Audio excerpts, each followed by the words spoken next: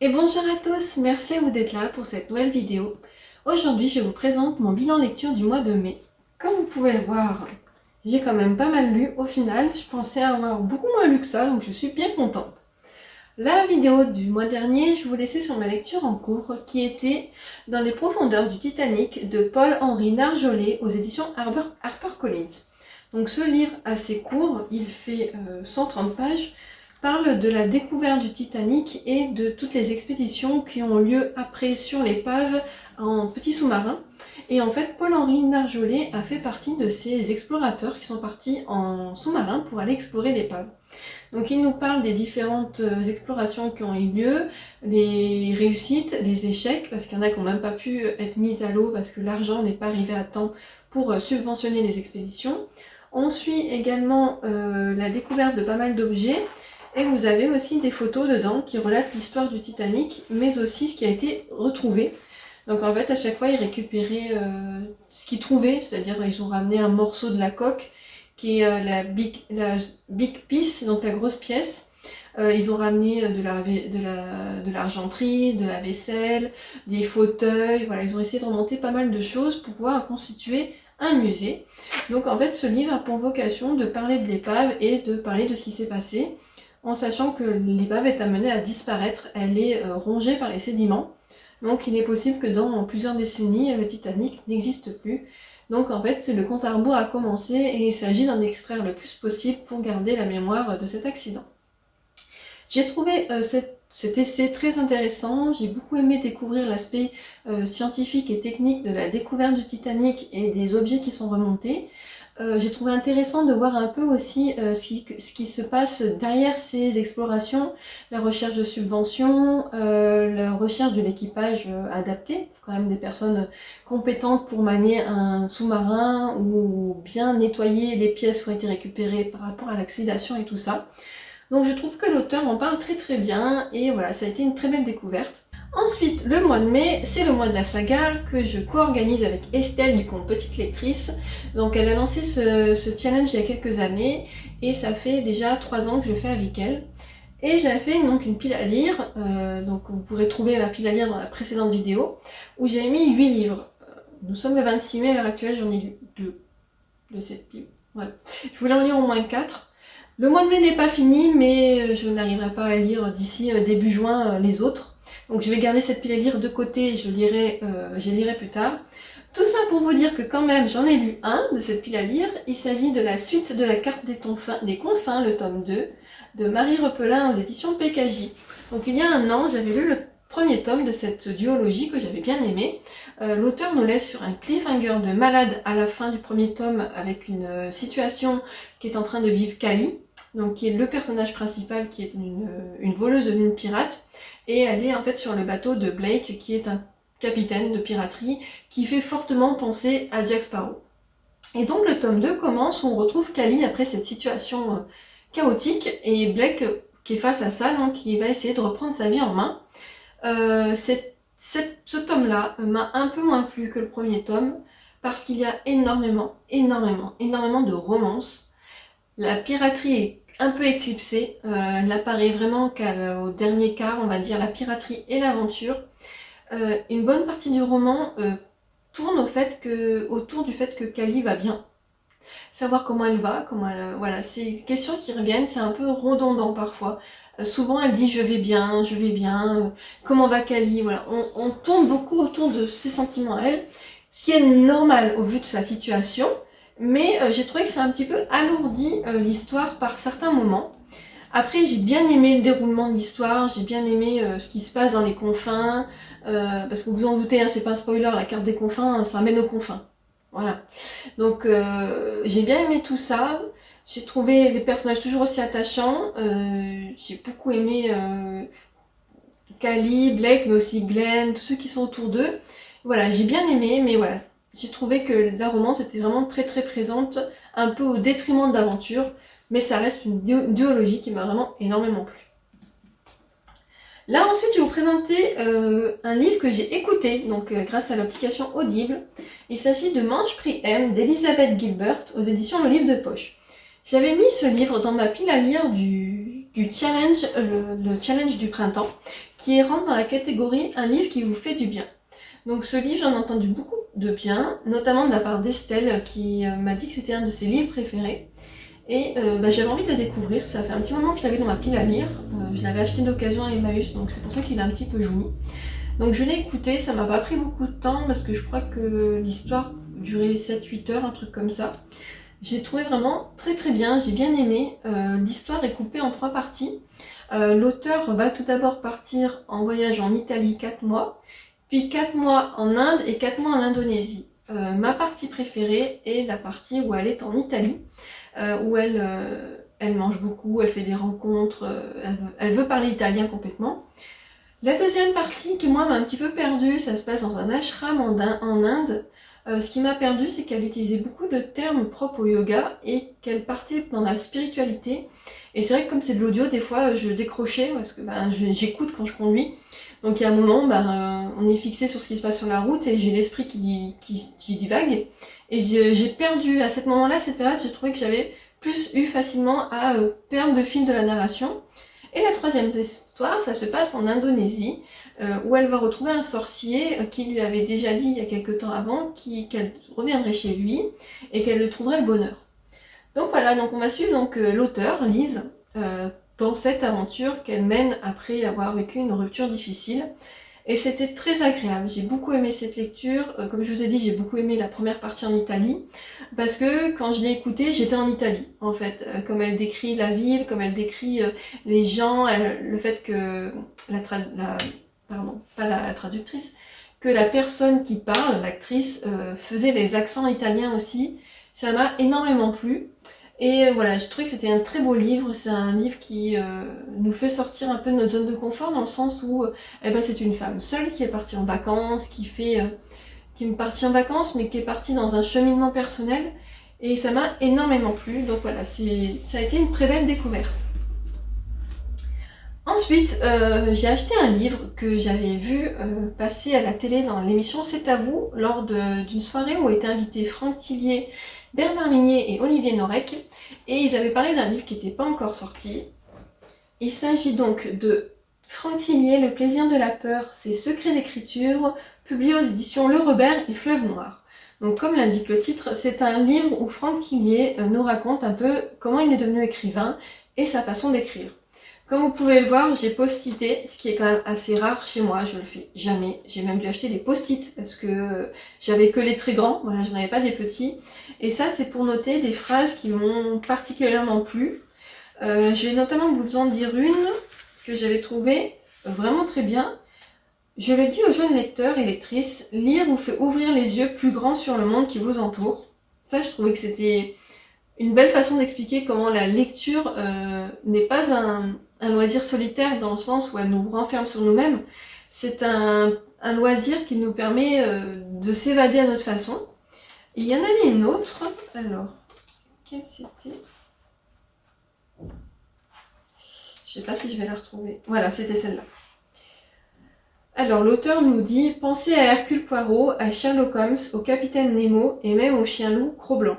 On se souvient assez peu d'une aventure en particulier, mais on se souvient d'eux. Les grands personnages font les grands livres. » Je trouve ces phrases très bien trouvées. Il est vrai que souvent, on va se rappeler plus d'un personnage que de l'histoire globale. Moi, mon exemple le plus frappant, c'est Lisbeth Salander. J'adore ce personnage littéraire, donc qui est l'héroïne de la saga Millennium. J'ai lu les Millennium, les premiers tomes, il y a plus de 10 ans. Donc l'histoire s'évapore un peu de ma mémoire. Mais Lisbeth, je sais que j'adore ce personnage et ça m'a marqué et ça reste Millennium, Lisbeth Salander. Voilà, direct, quand je pense à Millennium, je pense à Lisbeth. Ça reste vraiment mon personnage préféré. Et donc je trouve que cette phrase va très bien avec cette pensée-là. Donc, tous ces post-it, ces phrases font que j'ai adoré ce livre. C'est mon premier coup de cœur de 2022. C'est un peu une lecture atypique dans le sens où c'est pas un roman. Je pensais pas avoir un coup de cœur pour, pas une biographie, mais pour un récit. Mais voilà, les faits sont là. J'ai adoré ma lecture. Dans cette collection, il y en a un qui est sorti sur Michel Bussy, que je pense que je vais acheter et lire aussi. Ça m'intéresse beaucoup. Il y a 2 autres auteurs qui l'ont fait aussi, mais c'est pas des auteurs de policiers, donc ça m'intéresse moins. J'espère qu'ils vont continuer dans cette lancée. Ils annoncent qu'il y a aussi de la fantasy, donc j'aimerais bien voir quel auteur ils vont mettre dans cette catégorie-là, en français. Mais j'ai vraiment hâte de découvrir les autres écrits de cette collection, parce que vraiment, c'est une pépite. Ensuite, j'ai enchaîné avec un autre livre audio, voilà, qui était aussi fait partie de mon challenge du printemps dans la catégorie... Et ben je sais plus quelle catégorie c'était. C'est pas lire une relique de Tapal parce que c'est... Ah, lire un livre choisi au hasard. C'était ça. Donc j'ai lu, écoutez, David Fuenquinos, Vers la beauté, aux éditions Folio. Ça faisait un moment que j'avais pas lu de David Fuenquinos. J'en ai lu 3 à ce jour. J'ai lu Le mystère Henri Pic, La délicatesse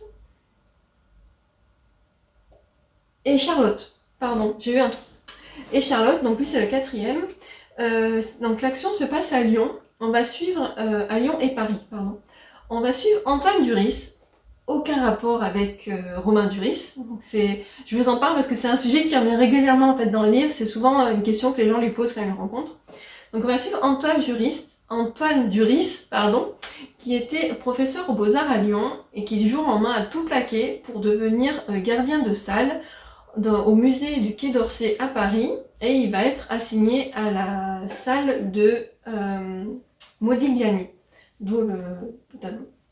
Donc en fait ça consiste à surveiller les heures et à dire aux visiteurs de ne pas prendre les heures en photo avec des flashs ou de pas trop s'en approcher. Et en fait tout le monde s'interroge pourquoi cet homme qui avait une belle carrière en tant qu'instituteur, qui était aimé de ses élèves parce qu'il avait vraiment une passion pour l'art, qu'est-ce qu'il fait ici en fait? Pourquoi il est devenu gardien de salle?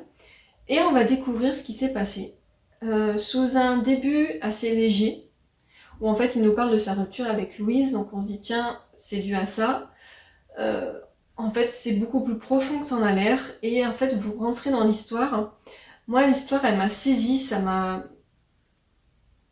m'y attendais vraiment pas à ça. Le sujet abordé est quand même assez dur, assez compliqué. Et malheureusement, je vais pas vous dire de quoi ça parle parce que ça vous révèle un élément important du livre.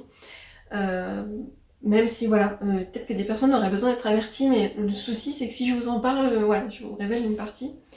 Donc, on découvre ce qui s'est passé, pourquoi Antoine est parti de Lyon. Et voilà, je vous dirai pas plus sur l'histoire. J'ai beaucoup aimé. Chose qui m'arrive jamais, pour finir le livre, j'ai continué d'écouter le livre audio en fait avec des écouteurs quand j'étais chez moi. D'habitude j'écoute que dans la voiture et là en fait je voulais savoir la fin. En fait je me suis arrêtée, il me restait 30 minutes. Je me suis garée, il restait 30 minutes, j'étais à la fin du livre, je fais non mais par contre c'est pas possible, il faut que je sache ce qui se passe. Donc j'ai fini d'écouter et j'ai adoré, vraiment, beaucoup aimé. C'est pas un coup de cœur mais ça a été une très très belle lecture. J'en ai d'autres de cet auteur dans ma bibliothèque et j'espère ne pas mettre autant de temps à en lire d'autres parce que vraiment, j'avais oublié à quel point j'aimais ses histoires et j'aimais sa plume. Je vous le conseille grandement, ça parle d'art, ça parle de passion. Voilà, c'est une très belle histoire. Ensuite, je vais vous présenter le deuxième livre que j'ai pu lire dans le cadre du mois de la saga. Il s'agit du tome 2 de Roxane Dambre, Ceux qui vivent cachés, donc de la saga Les Scorpies. J'ai lu le premier tome au mois de mars de mémoire et en fait mon but c'est de finir cette trilogie dans l'année. Je veux plus laisser traîner mes sagas comme ça, c'est pas possible. La saga des 7 sœurs, je l'ai commencé il y a 3 ans, 4 ans, j'en suis à peine au tome 4. Donc voilà, il faut que j'arrête de mettre tant de temps à faire mes sagas. Donc comme là c'est une trilogie, je pense que ça peut être lu assez vite. En plus c'est de la bitlit, donc c'est de l'histoire avec des créatures surnaturelles dans de la romance. Donc ça se lit très vite. Et donc là on retrouve les personnages du premier tome, donc à savoir Charlotte, Adam, Elias et plein d'autres personnes. Charlotte a vu sa vie changer depuis qu'elle est avec Adam. Je peux malheureusement pas en dire plus parce que c'est un tome 2. Juste ils vont être confrontés à un grand danger qu'ils vont devoir vivre cachés quelque temps, d'où le titre. Et Charlotte va avoir un rôle majeur dans cette situation. J'ai bien aimé, ça m'a embarqué comme le premier tome. Après, j'étais toujours en attente d'un rebondissement qui ne venait pas en fait. Je pense que je cherchais trop midi à 14h, très clairement. C'est moi qui suis trop tordue, qui voulait vraiment partir dans des sujets dans des déroulements de situations plus compliqués. Mais j'ai bien aimé, je lirai le tome 3. Ce qui est agréable avec cette saga, c'est que ça ne se termine pas sur des cliffhangers. Et ça, c'est très agréable. Parce que ça veut dire que je peux attendre un peu avant de lire la suite. Donc ça, voilà, je trouve ça vraiment bien. Voilà, après, quoi vous dire d'autre, à part que ça a été une lecture fluide, une lecture doudou. Voilà, une lecture pas prise de tête, rien, c'est écrit de manière assez fluide, on est pris dans l'histoire, et puis voilà. J'ai mis un post-it, mais parce qu'il y avait une phrase qui m'a fait rire, en fait. Vous, ça va peut-être pas vous faire rire hors contexte, mais je vous l'ai dit. Régis se redressa d'un coup. Il a parlé, s'exclama-t-il. Je n'en sais rien. L'humain qui sert de peluche à monsieur doit-il recevoir des soins lui aussi? Voilà, juste ça m'a fait rire. Dans le contexte, le mec il demande si sa peluche humaine, il peut s'en occuper ou pas. Donc voilà, c'est un peu pour vous montrer l'humour qu'il y a aussi dans cette saga.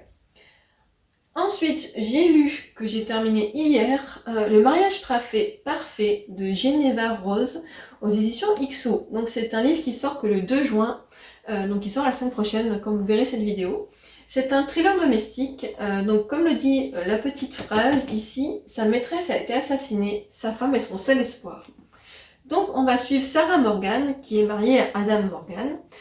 Sarah est une grande avocate pénaliste qui a une carrière fulgurante, qui travaille énormément pour ça, qui est devenue associée de son cabinet d'avocat. Et elle a très peu de temps à consacrer à son mari, Adam, qui est écrivain. Et en fait, lui, il est en recherche un peu d'inspiration parce qu'il a fait un roman qui a bien fonctionné, mais il voudrait renouveler l'essai et surtout faire que, en plus d'un succès d'estime de ses confrères, il ait un succès des lecteurs. Donc ils vont acheter une petite maison à 1 heure de route de New York. Non, c'est pas New York. Washington. À 1 heure de route de Washington pour que lui il puisse aller se réfugier là-bas pour se créer un univers créatif. Mais en fait, en partant là-bas, Sarah a très peu de temps à lui consacrer. Elle lui met souvent des faux plans, lui dire voilà finalement je peux pas venir et tout. Et lui, il va rencontrer, au détour d'un café qu'il va prendre dans un petit coffee shop, Kelly Summers, et ils vont très vite se rapprocher, tout de suite même, et ils vont avoir une liaison. Donc à l'heure où l'action commence, ça fait à peu près presque 1 an qu'il a une liaison avec elle, et une nuit, donc il est avec elle dans leur maison, il rentre chez lui pour retrouver sa femme, et le lendemain, les policiers viennent le voir, ils l'embarquent pour dire voilà, on a retrouvé cette jeune femme, donc Kelly, morte, assassinée chez vous, donc elle a eu 37 coups de couteau dans votre lit, donc vous êtes le premier suspect, parce que de toute façon elle était avec vous, et donc là, il se retrouve confronté à un meurtre, et surtout il va révéler à sa femme qu'il a eu une liaison. Et contre toute attente, c'est sa femme qui va le défendre, parce que c'est la seule personne qui peut le défendre correctement dans cette enquête. Donc on va suivre toute cette enquête, ces rebondissements. Adam est vraiment pas très bon pour assurer sa défense parce qu'il fait que des bêtises qui l'enfoncent plus qu'autre chose. Et Sarah essaie de garder le cap de sa défense.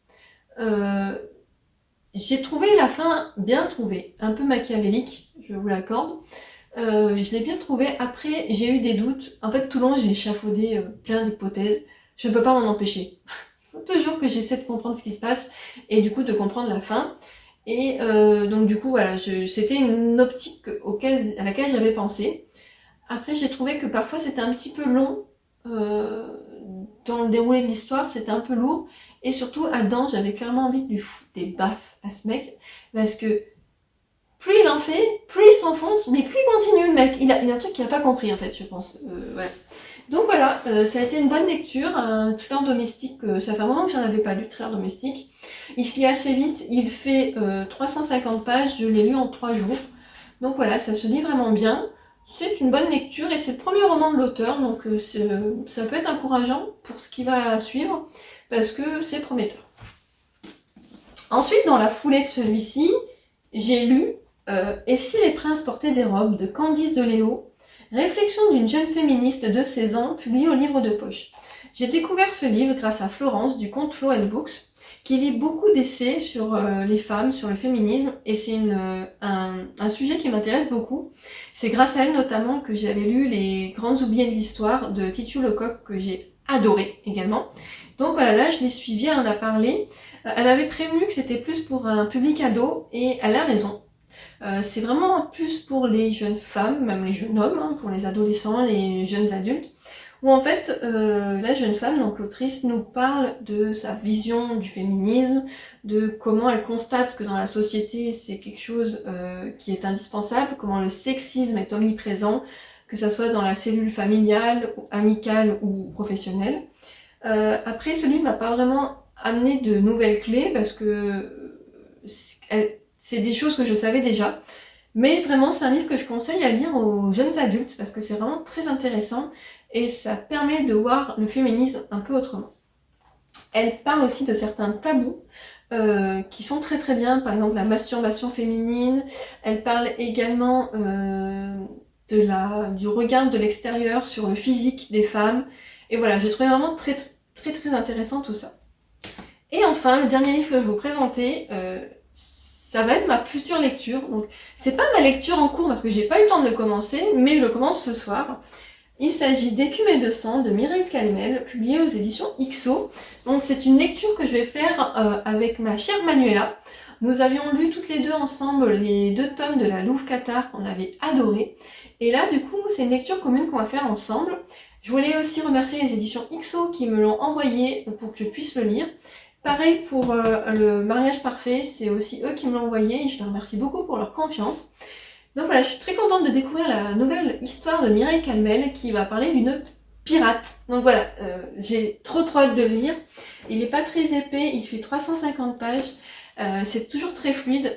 Ce que j'aime beaucoup chez Mireille Calmel, c'est qu'elle va quand même parler de notions historiques, on voit que c'est documenté, que c'est recherché, qu'elle se lance pas dans un sujet sans l'avoir vraiment documenté. Mais à côté de ça, c'est écrit de manière fluide, vous n'avez pas besoin de relire 3 fois la phrase pour la comprendre. C'est instructif et plaisant. Donc voilà, j'ai vraiment hâte de le lire. Je vous en parlerai mieux du coup dans le bilan lecture du mois de juin. Donc voilà pour mon bilan du mois de mai. Comme je vous l'ai dit en début de vidéo, je suis assez contente parce que j'en ai quand même lu et écouté pas mal. Pour l'instant en lecture en cours audio, j'écoute Le bonheur n'a pas de ride de Anne-Gaëlle Lyon. Toujours dans le cadre de mon challenge du printemps pour un livre avec une couverture fleurie. Et ben j'aime bien, j'ai lu plus de la moitié, ça m'intéresse bien, c'est une belle histoire d'amitié, une histoire de filiation aussi, donc je vous en dirai plus le mois prochain. Est-ce que vous avez lu certains des livres que je vous ai présentés? Qu'avez-vous lu vous au mois de mai? N'hésitez pas à me le dire, c'est toujours intéressant de parler lecture. Sur ce, je vous remercie grandement d'avoir regardé cette vidéo et je vous dis à très bientôt.